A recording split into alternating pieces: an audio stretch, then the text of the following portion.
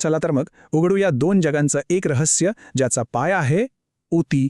एका बाजूला आहेत वनस्पती आणि दुसऱ्या बाजूला चपळ प्राणी. यांच्यात काही साम्य असेल का? याचं उत्तर आहे त्यांच्या अगदी मुळात, हो, पेशींच्या खास गटांमध्ये, ज्यांना आपण ऊती म्हणतो. फक्त आपल्या मानवी शरीराबद्दल बोलायचं झालं तर तब्बल 200 प्रकारची पेशी आहेत.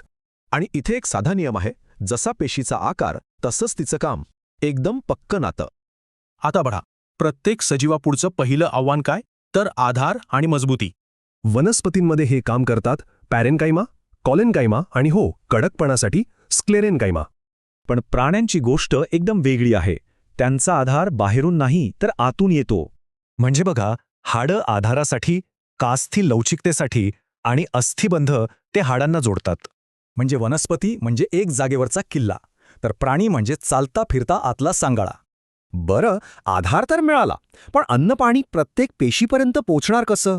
वनस्पतींमध्ये हे काम करतात जटिल ऊती. झायलम पाणी नेतं तर फ्लोएम अन्न पोहोचवतं. प्राण्यांमध्ये मात्र एक जबरदस्त सुपर हायवे आहे, 24 तास धावणारा. तो म्हणजे रक्त. रक्त हे एकमेव असं द्रवरूपी ऊतक आहे जे ऑक्सिजनपासून टाकाऊ पदार्थांपर्यंत सगळं वाहून नेतं. या रक्तात काय असतं? तर 55% प्लाझ्मा आणि उरलेले 45% म्हणजे रक्तपेशी.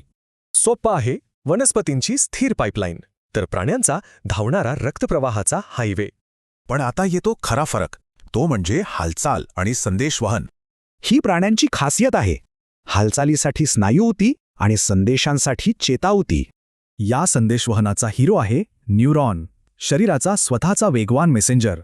चला तर एका नजरेत पाहूया हा सगळा फरक. आधार, वहन, हालचाल आणि संदेशवहन. म्हणजे दोन वेगवेगळ्या जीवनशैली आणि उत्क्रांतीच्या दोन यशस्वी रणनीती.